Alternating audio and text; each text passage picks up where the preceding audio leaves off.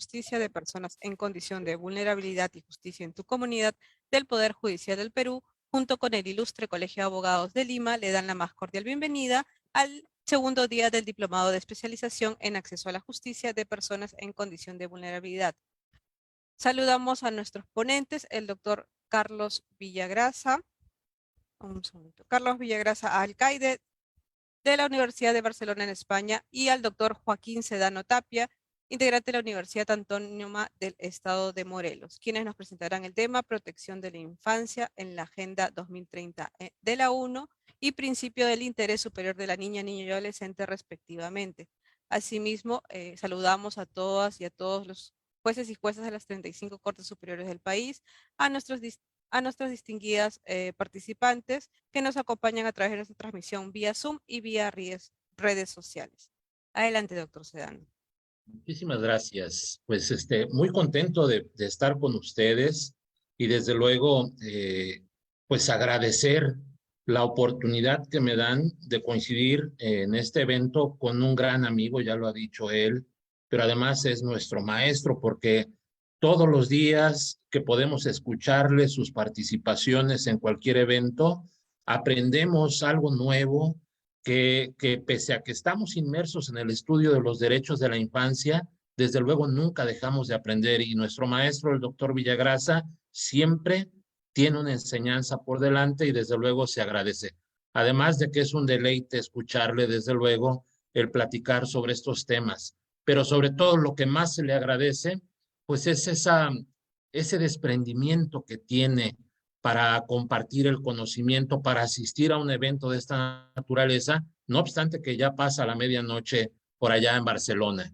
Pero bueno, muy agradecidos de verdad de estar con ustedes y de la oportunidad de saludar a mi querido amigo el doctor Carlos Villagrasa.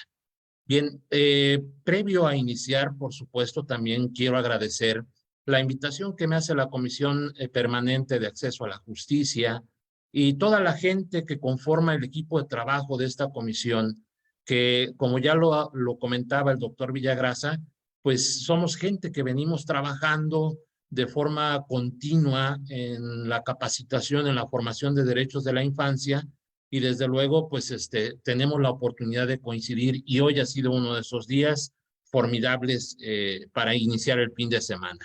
Así es de que, dado los agradecimientos, me gustaría compartir en pantalla un poco una presentación que he elaborado pues para todos ustedes y que desde luego haré llegar a los organizadores para que, pues de ser útil, ¿verdad?, quede en poder de cada uno de ustedes. Así es de que me estaré basando pues en esta información que ustedes ven aquí y sin más, pues vamos a arrancar nuestra sesión.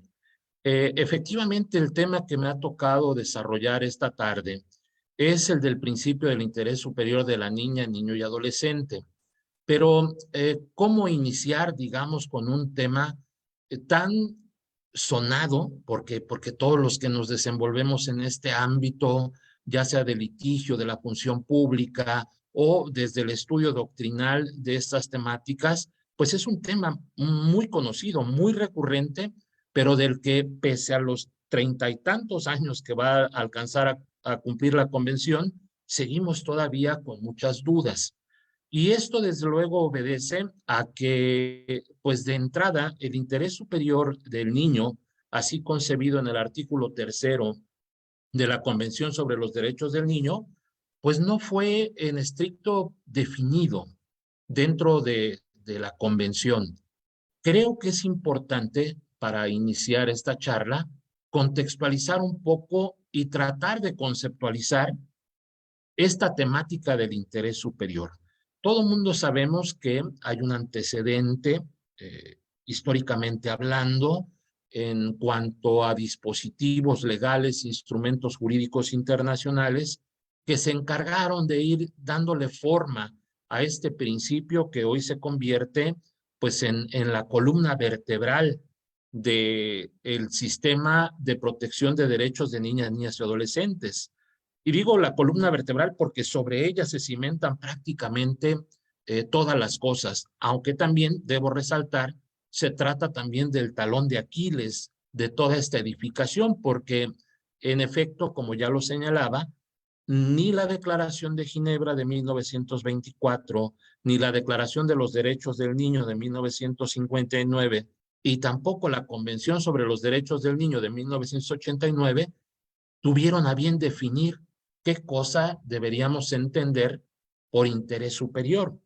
De hecho, si me permiten también agregar un comentario adicional desde el punto de vista histórico, la concepción del interés superior se logra matizar dentro de la CEDAW, la Convención para la Eliminación de todas las formas de discriminación en contra de la mujer, y en ella lo que podemos observar no es el clásico the best interest, sino the paramount interest, que es propiamente lo que nosotros estamos pues traduciendo al español hoy en día. Es decir, el término de interés superior tuvo sus problemáticas desde su propia conformación, utilizado en distintos instrumentos internacionales y finalmente aterrizado en la Convención como una norma vinculante de los estados, pero que al final de cuentas, al no ser definido, pues bueno, los estados tuvieron que entrar a la dinámica de desentrañar de qué cosa hablamos cuando hablamos del interés superior. Con todo ello, por supuesto, eh, como no es la excepción en materia de derecho, el derecho funciona muchas de las veces a prueba y error, pues el principio del interés superior siguió la misma suerte.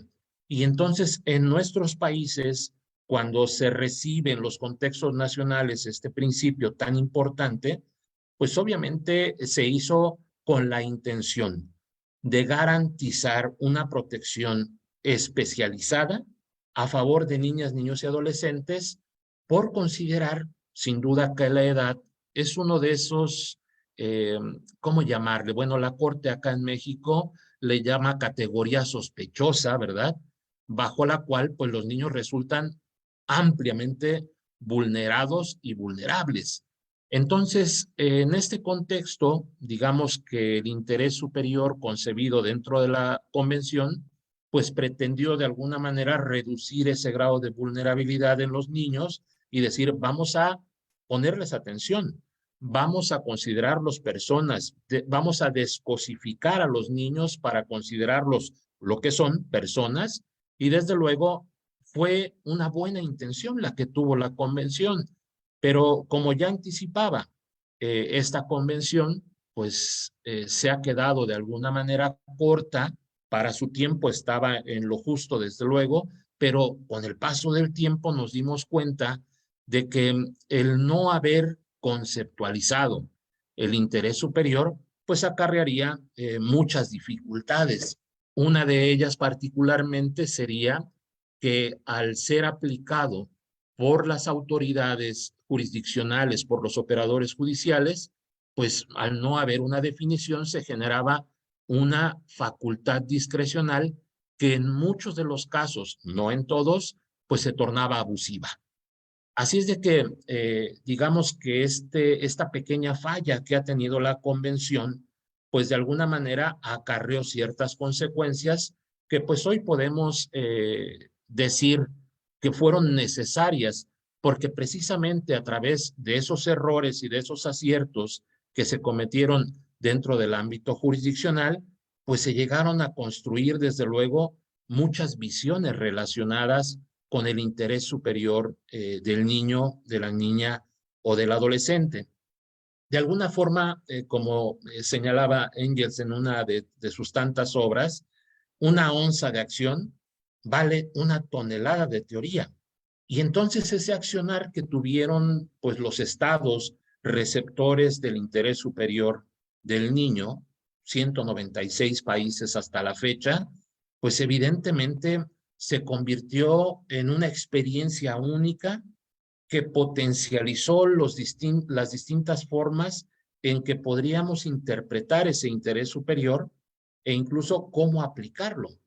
Esa onza de acción que aportó cada uno de los países de alguna manera sirvió para empezar a edificar toda la teoría que pues los estudiosos del derecho pues han venido de alguna manera analizando a través del tiempo en sus distintas obras. La acción llevada a cabo por los órganos jurisdiccionales, sin duda, ha permitido construir teorías y ver en qué estamos mal y en qué estamos bien. Desde luego, a través de esas teorías encontramos, ¿verdad?, que el interés superior pues es un concepto jurídico indeterminado, pero determinable. Entendimos que el interés superior del niño pues es un concepto jurídico indeterminado, pero que al mismo tiempo, al ser determinable, esa determinación tendría que darse en función de la casuística.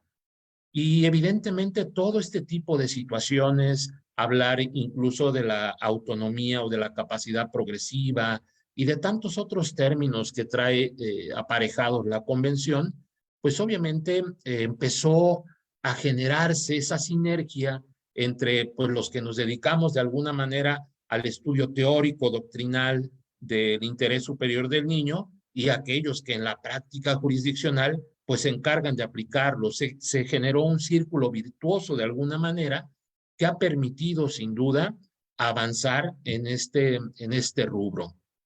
Pero evidentemente, aún con todo ello, pues las dificultades siguen presentes dentro de los sistemas jurídicos. Y es que podemos observar, ¿verdad?, que el verdadero acceso a la justicia podría entenderse con relación a los niños, pues que se aplique y se respete ese interés superior. Pero si el interés superior sigue siendo un concepto jurídico indeterminado, si de alguna manera tiene que aplicarse en función de la casuística, ¿qué hacemos? La dificultad parece sigue ahí presente. Desde luego, las técnicas legislativas han hecho mucho en este sentido y la jurisprudencia sin duda también ha sido pues fundamental para la transformación en la aplicación de la Convención sobre los Derechos del Niño. En todo caso, yo creo que lo que habría que analizar es que este interés superior del niño pues de alguna manera se convirtió en un estándar procesal para, pues, en aquellos asuntos donde se encontraban involucrados algunos niños o sus derechos, pues de alguna manera ese interés superior siempre se ha considerado a la hora de resolver algún asunto.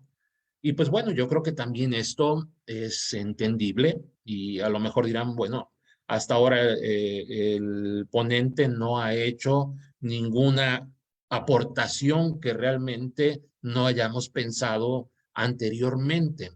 Y trataré de hacerlo sin duda al momento de concluir.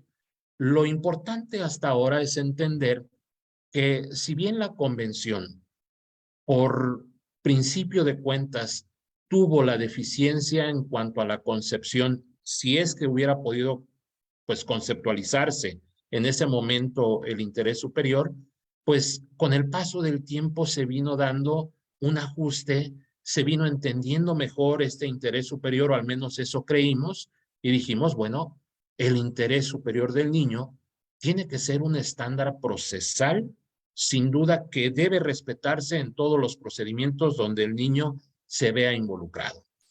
Y entonces observamos, ¿verdad?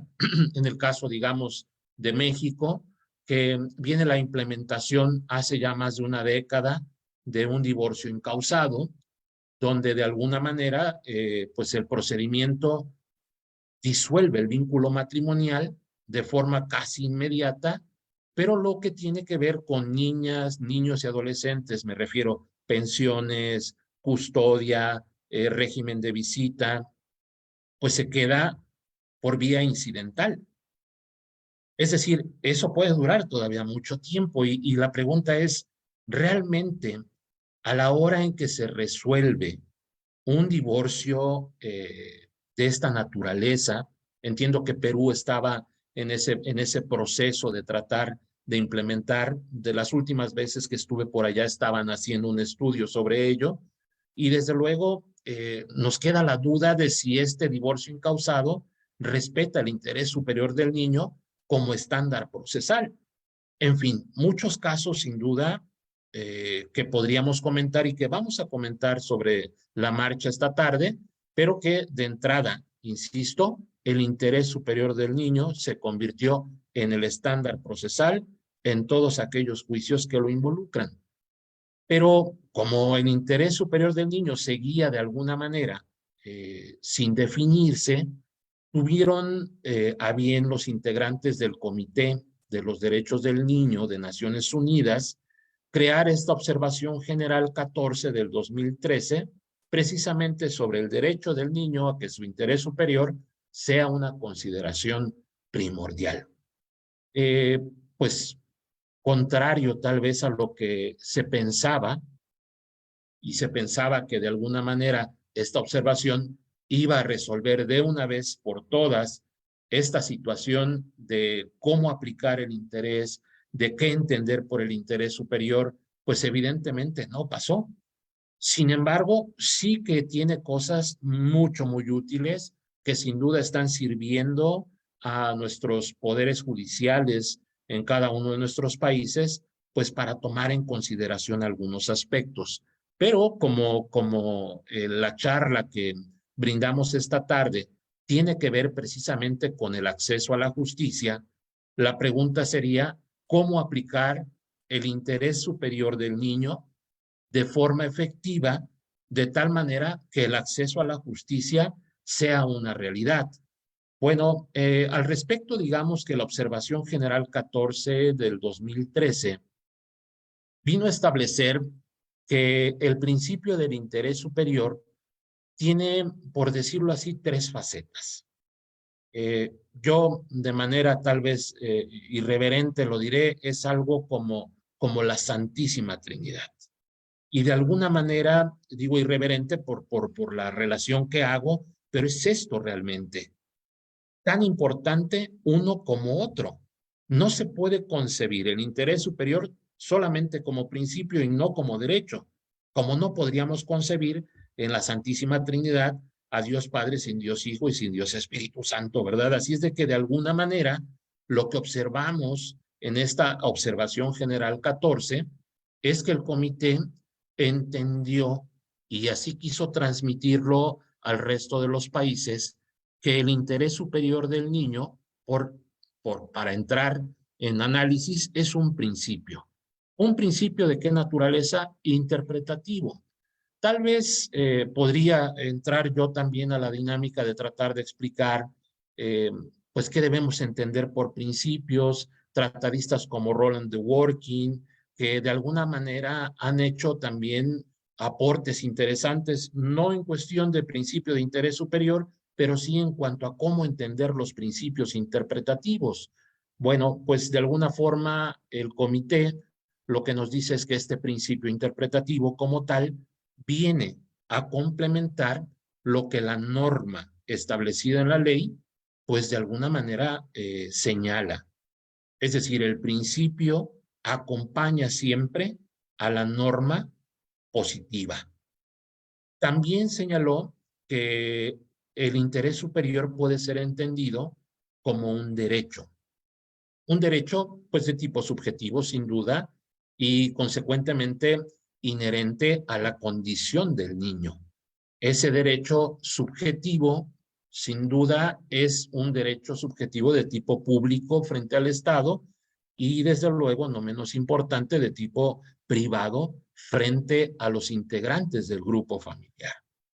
Y finalmente, donde yo voy a trasladar todo el concentrado de mi charla esta tarde, nos señaló que el principio del interés superior es una norma de procedimiento. Quiero comentarles que en múltiples ocasiones he leído precisamente esta observación general y cada que le doy una vuelta a la lectura, por supuesto, logro identificar elementos que probablemente en la lectura anterior no había yo detectado del todo, pero que sin duda cada repaso me sirve para ir perfeccionando lo que interpreto de esta norma de procedimiento. Y esta es la parte tal vez más complicada, pero es la que se relaciona con la temática de esta tarde y con la temática, por supuesto, del diplomado que están tomando. Tal vez lo que podríamos decir de entrada es que esta norma de procedimiento de la que habla la observación general pues deberíamos entenderla de que el interés superior del niño debe de alguna manera insertarse en todo procedimiento donde los niños tengan relación o se encuentren involucrados derechos o intereses de cada uno de ellos. Y esto pues podría parecer a primera vista muy simple. ¿Cómo garantizo el interés superior del niño? Bueno, pues incluyéndolo en los procedimientos donde participa.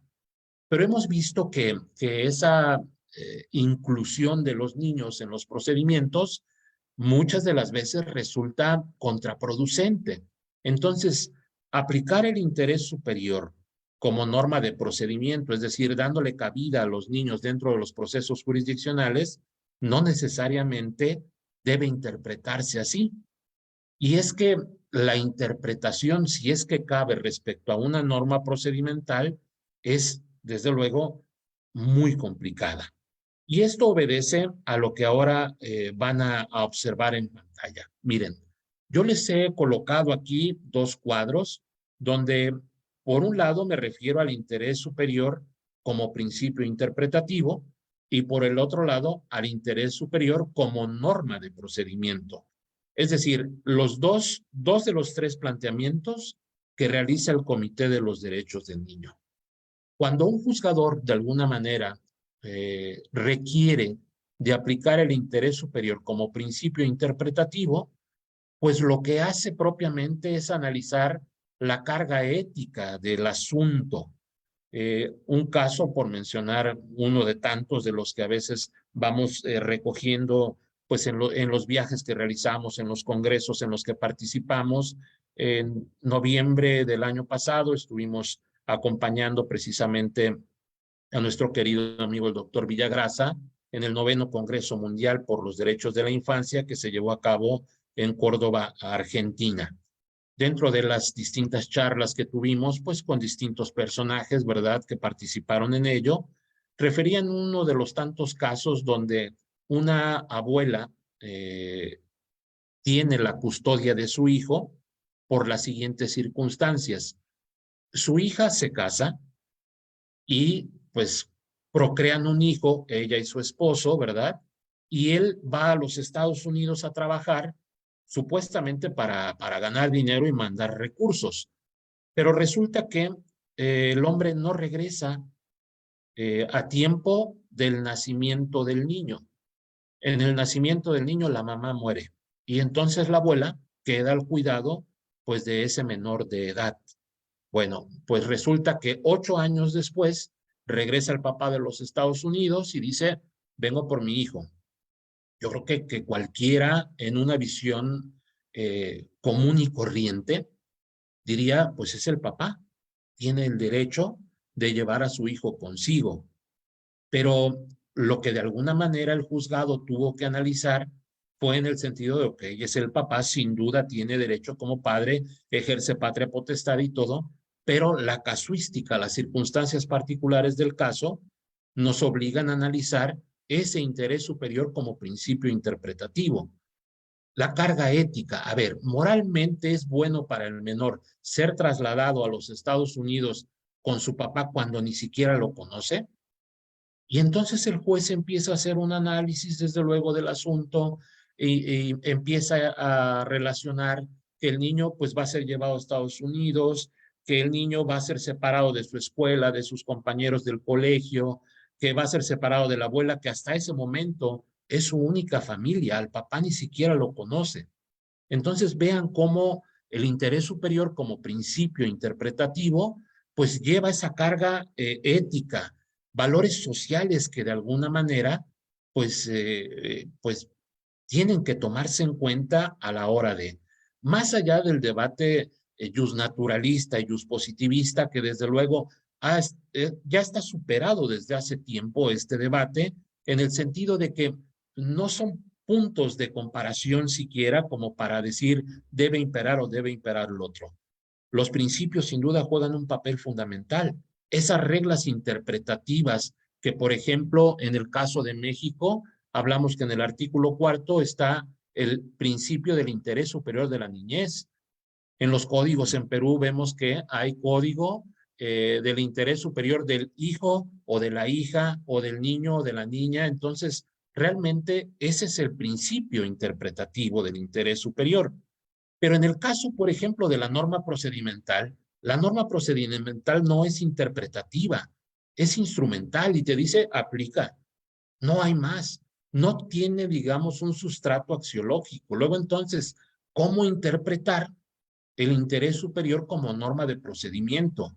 Bueno, sin duda, no hay condiciones para hacerlo. Sin embargo, nuevamente, la buena disposición, digamos, del Poder Judicial entra para decir, pues, es lo que nos dio el Comité de los Derechos del Niño, pues interpretemos. No diré que equívocamente, porque insisto, desde el punto de vista analítico, pareciera que el interés superior, como norma de procedimiento, no es susceptible de interpretación. Una norma procedimental no se interpreta, se aplica. Y desde luego, hemos llegado al punto donde la función del interés superior del niño, como norma del procedimiento, es interpretar las normas procesales. Insisto, no digo que esté bien, pero tampoco digo que esté mal. Cuando iniciaba esta charla les decía el interés superior de alguna manera, como cualquier normativa, como cualquier principio, funciona algunas de las veces a prueba y error. Y esto es lo que está pasando en la mayoría de nuestros países, en Latinoamérica y sin duda también en Europa. En Europa también está sucediendo esta misma situación de interpretar normas procedimentales. ¿Hacia dónde vamos a caminar? Bueno, sin duda estamos caminando ya hacia rumbos todavía inexplorados o desconocidos, pero que sin duda van generando aportes para ir delimitando cada vez más ese interés superior. De hecho, podría decir que pareciera que hasta doctrinalmente hemos perdido el interés por conceptualizarlo, sino más bien por materializarlo. Eso es lo que queremos. Y es que de alguna manera el derecho busca esa practicidad, ¿no? A la hora de...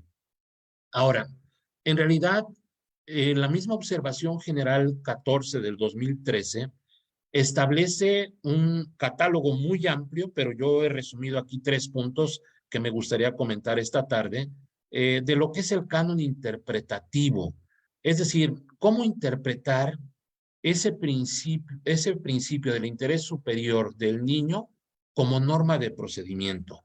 Bueno, la misma observación nos dice, ¿verdad?, que para interpretarlo de esa manera y desde luego garantizar el acceso a la justicia de niñas, niños y adolescentes, pues primero hay que buscar que esos derechos sean ejercitables ante la autoridad jurisdiccional o administrativa.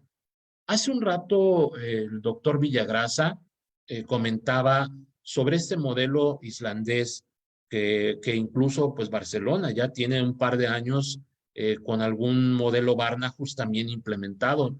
Yo creo que serán 2, 3 años tal vez que lo tiene y que de alguna manera pues constituye un ejemplo de cómo lograr el ejercicio efectivo de los derechos ante la autoridad. Rápidamente el modelo Barnahus fue implementado, por así decirlo, para evitar la revictimización de los niños que son víctimas de abuso sexual. Y todo cuanto ustedes se puedan imaginar que involucra un procedimiento para la persecución de un delito de esta naturaleza se encuentra concentrado en un solo lugar. De hecho, Barnahus significa la casa de los niños.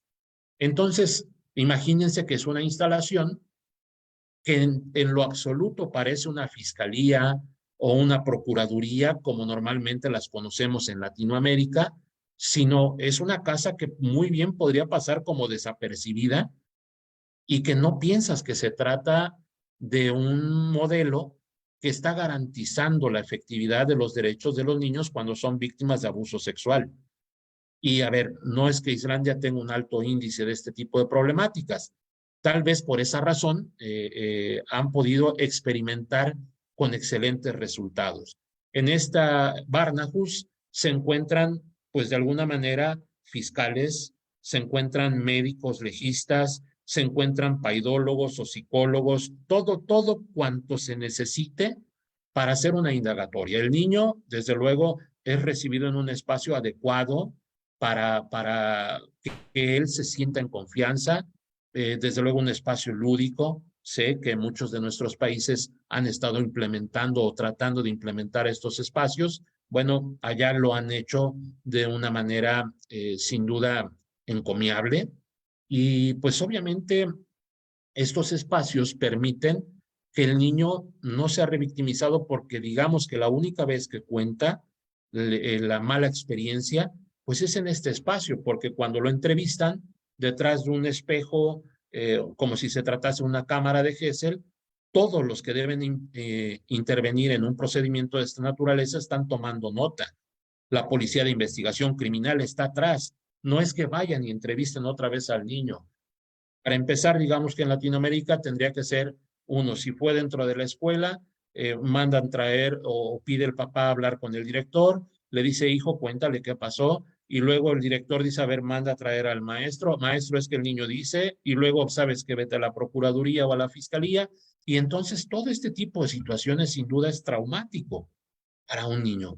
¿Por qué razón tendría un niño que acudir a tantos lugares y a tantas personas y ser revictimizado para ejercer uno solo de sus derechos, que es el que se le respete?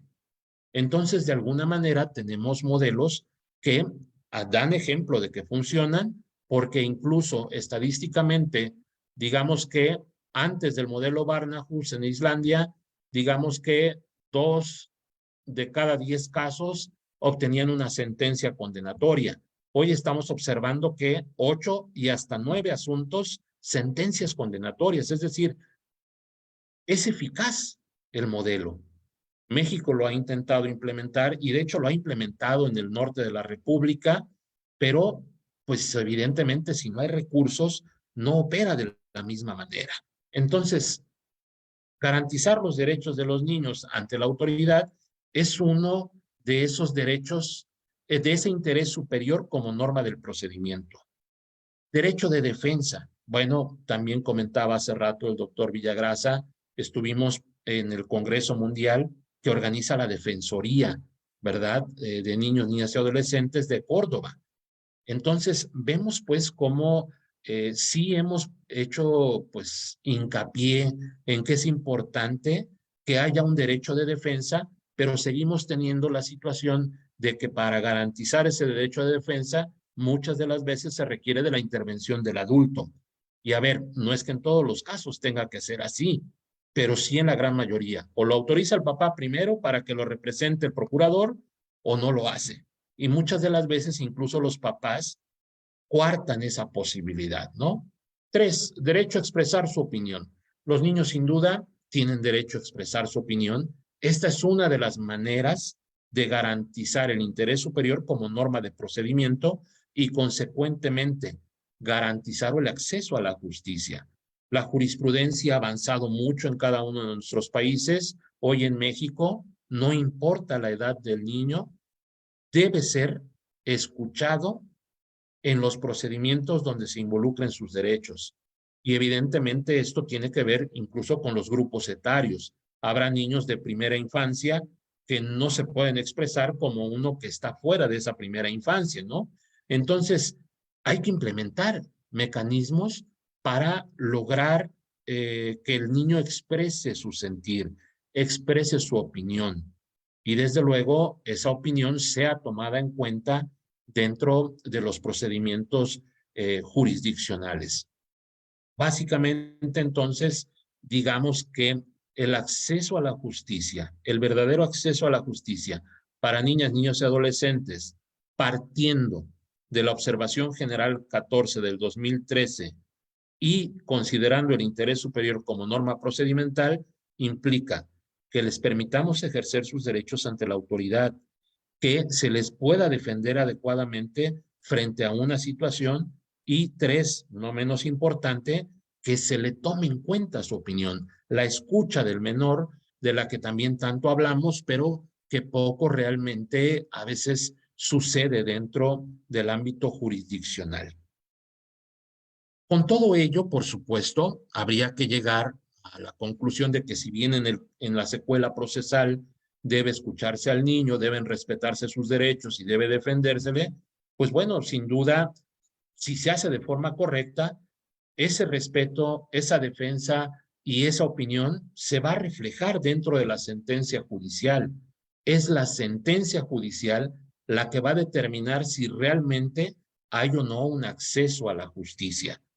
Y desde luego, aquí es donde muchas veces, pues resulta que no se garantizó. Pero no hay que preocuparse tampoco. La observación general 14 también establece otro tipo de parámetros que de alguna manera debemos considerar.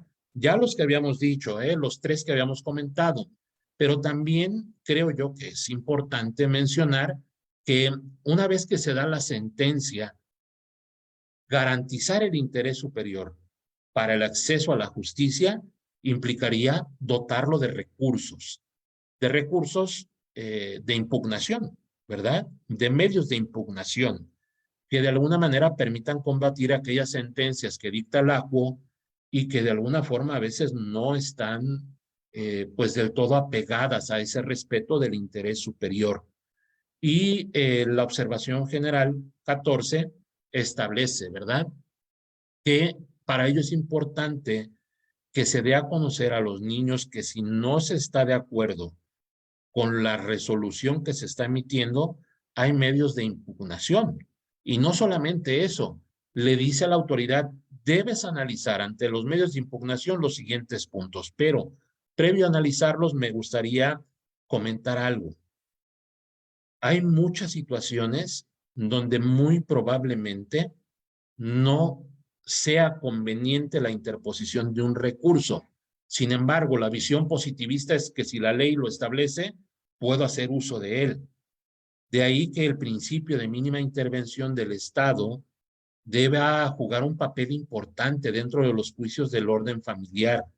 No lo hemos desarrollado, no estamos trabajando del todo en ello y entonces la mínima intervención del Estado implicaría que aun cuando por regla general hay recursos o hay mecanismos, procedimientos ordinarios para alcanzar de alguna manera tal o cual derecho, pues bueno, algunas de las veces el Estado debe abstenerse de conocer precisamente porque si interviene generaría un malestar mayor. Por supuesto, esto a lo mejor nos deja muchas dudas, pero en términos generales, lo que puedo yo decirles es que ese principio de mínima intervención implica que a veces el Estado hace más daño interviniendo que si no interviniera. Y esto lo vemos también en procedimientos en Argentina, donde, por ejemplo, la mínima intervención consiste en la desjudicialización de algunos procedimientos, ¿no? Y esto es interesante. Entonces, a ver, cuando se presenta la impugnación, ¿qué debe analizar el operador jurídico?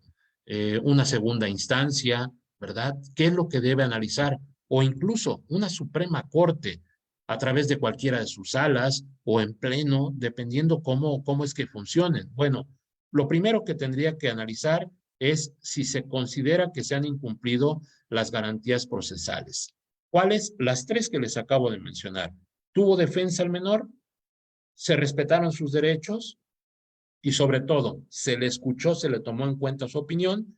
Bueno, pues básicamente si se cumple con ello, por supuesto que la sentencia tiene matices de que va a quedar firme, pero si no cumple con ello, esto sería razón suficiente para, pues, hacerle perder fuerza a esa determinación judicial dictada por un ACO, ¿no?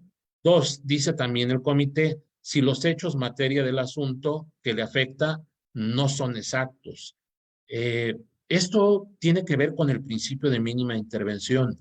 Algunas de las veces, pese al principio o de suplencia de la queja que opera en los procedimientos del orden familiar, esa suplencia de la queja a veces implica que la autoridad se pronuncie de algo que ni siquiera se le ha pedido. Entonces, mucho ojo, si los hechos, si las peticiones o las pretensiones no son, habría que limitar el actuar del Estado a menos que sea en estricto necesario el pronunciamiento. Y tres, si no se ha llevado a cabo adecuadamente la evaluación del interés superior del niño o se ha concedido demasiada importancia a consideraciones contrapuestas. El principal obstáculo que tiene el tomar en cuenta la opinión del niño y con ello respetar su interés superior para garantizar el acceso a la justicia es el concepto de la autonomía progresiva o la capacidad progresiva. La capacidad progresiva representa de alguna manera pues un ancla que no permite que el barco de los derechos de niñas, niños y adolescentes zarpe en búsqueda de mejores horizontes. Sigue de alguna manera siendo utilizado como una excusa para no garantizar a veces derechos o para dictar sentencias con discrecionalidad abusiva e incluso, debo decirlo, para dictar sentencias a modo porque la corrupción es parte de todo sistema.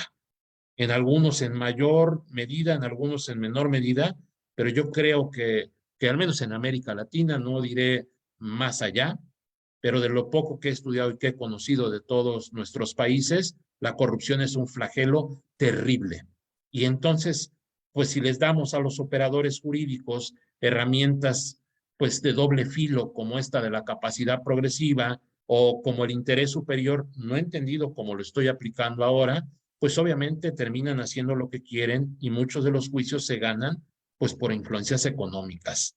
Tenemos que decirlo puntualmente y obviamente es doloroso, pero el reconocer la realidad es el punto de partida para el cambio.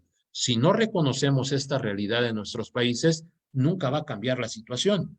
Y desde luego, para ustedes que de alguna forma pues ejercen funciones jurisdiccionales o que litigan, pues habría que tomar en cuenta que cada actuación fuera, digamos, del contexto, pues de lo que es honorable, de lo que es respetable, pues va a acarrear perjuicios que a la larga se convierten en una bola de nieve en el sistema y no permiten avanzar.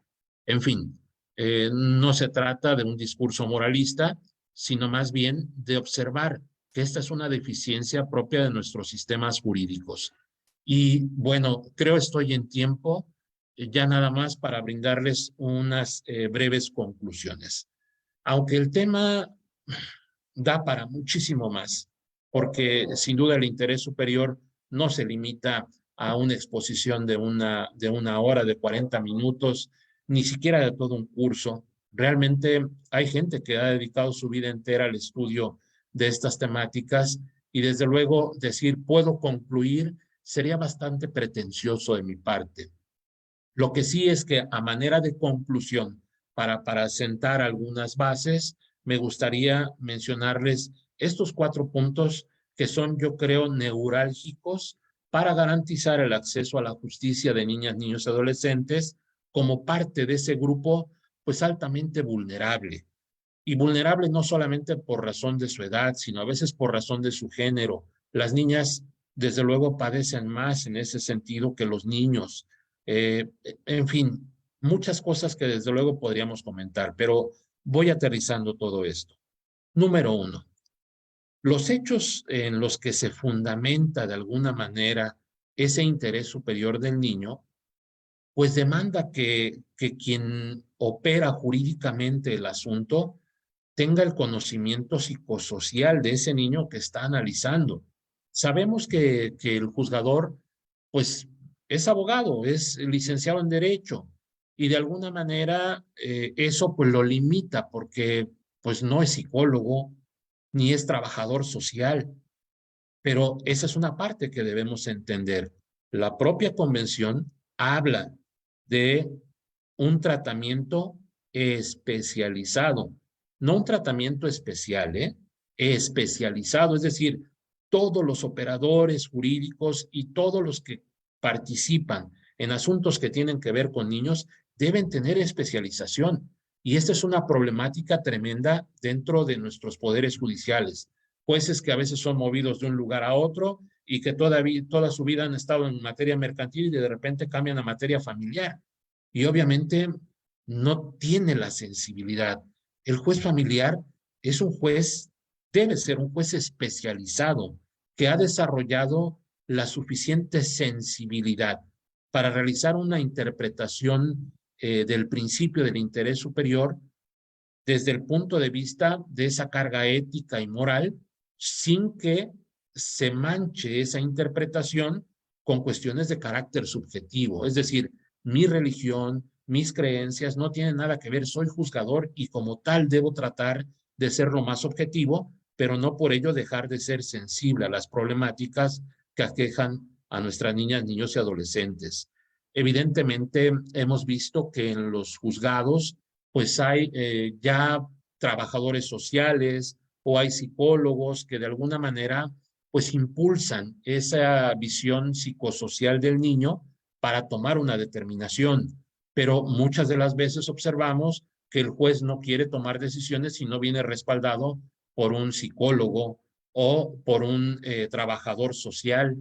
Y muchas de las veces se detienen los asuntos porque ellos no han rendido dictámenes. Y claro, es que hay 1 o 2 trabajadores social para 25 juzgados.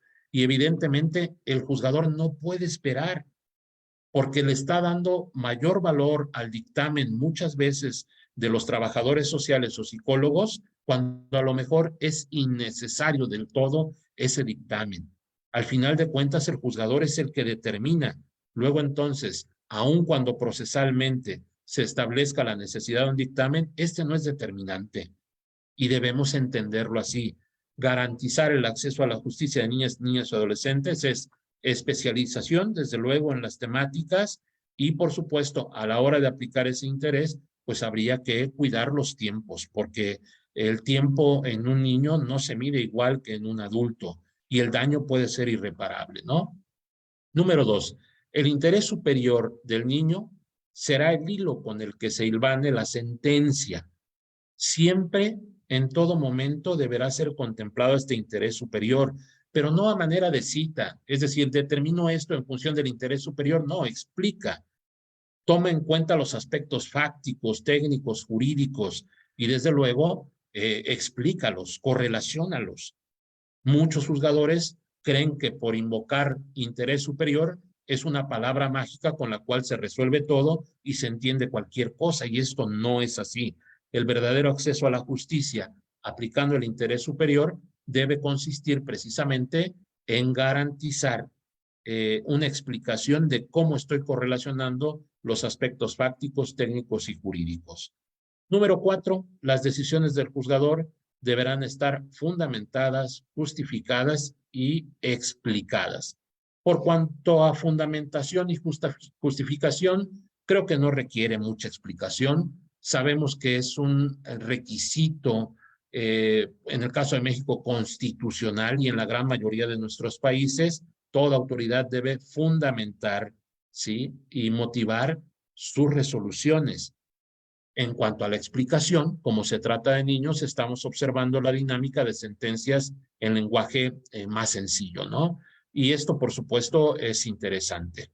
Y por último, algo que yo llamo la regla 3-12-27. No es fecha de nacimiento, debo aclararlo, para que no traten de hacer cuentas, sino más bien son 3 artículos de la Convención que pueden aproximarles a una resolución judicial o incluso a una demanda que de alguna manera se apegue al interés superior y que garantice un verdadero acceso a la justicia. La regla 3-12-27 son 3 artículos de la propia convención.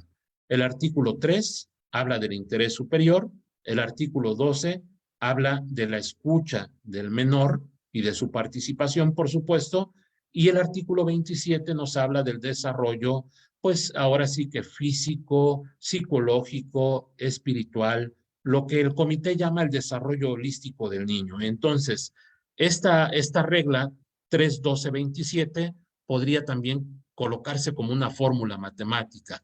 El interés superior es igual a la escucha del menor, ¿sí?, que haga efectivo precisamente en una sentencia su desarrollo holístico.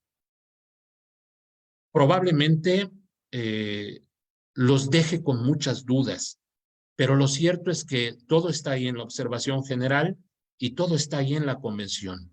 Seguimos trabajando. La regla 3-12-27 sin duda puede ser fundamental para que operadores jurídicos, litigantes y todos los que participamos de manera directa o indirecta en el respeto de los derechos de niñas, niños y adolescentes, pues consideremos a la hora de realizar alguna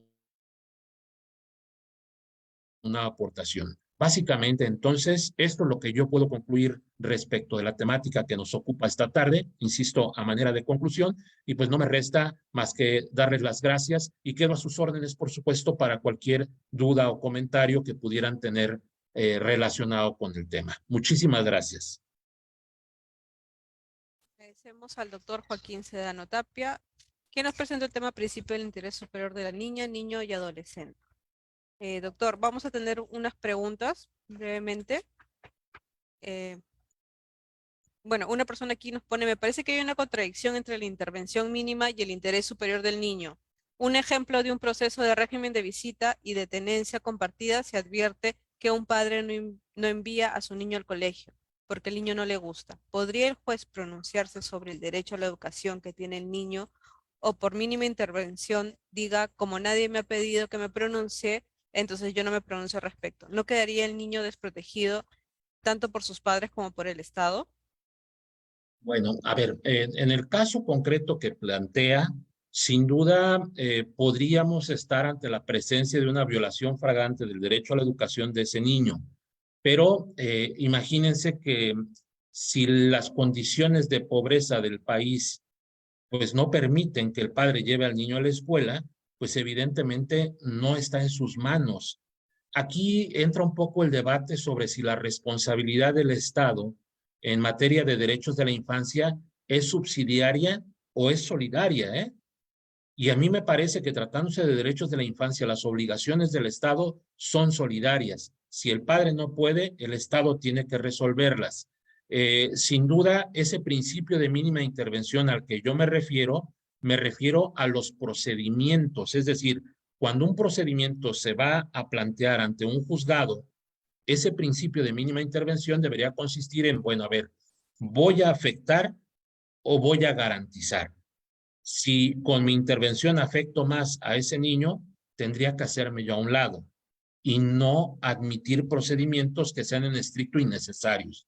Es decir, juicios donde los papás se están peleando por cuestiones personales y ponen a los hijos por delante. A esa mínima intervención me refiero, pero donde hay una flagrante violación injustificada de los derechos, por supuesto que el Estado debe intervenir y no me parece que haya una contradicción, sino todo lo contrario. Lo que debemos entender es que el interés superior o es todo o es nada. Es un arma de dos filos y la aplicación pues va a depender del criterio del juzgador, pero para ello el juzgador debe ser un especialista en derechos de la infancia para no cometer este tipo de errores, ¿no? Y bueno, desde luego en materia de educación, si es el caso de Estados Unidos, verás cómo interviene el Estado y sí le quita al niño, a menos que el niño esté siendo formado en casa como lo permiten algunos sistemas educativos de distintos países, ¿no? Bien, doctor, tenemos una segunda pregunta. Es, al Sí, momento de claro. decidir una condena penal a una acusada que tiene un hijo menor de edad, ¿es razonable señalar que no se le podría brindar esa condena para no dejar desprotegido al menor? Ok, a ver, si estoy entendiendo bien, la condena es para el papá, para la mamá.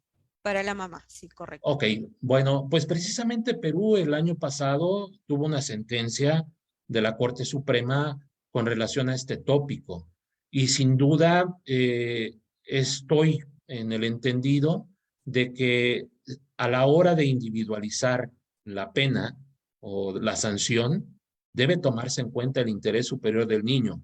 Dejar a un niño sin su papá, sobre todo si no tiene alguien más o sin su mamá, evidentemente acarrearía un desastre todavía mayor.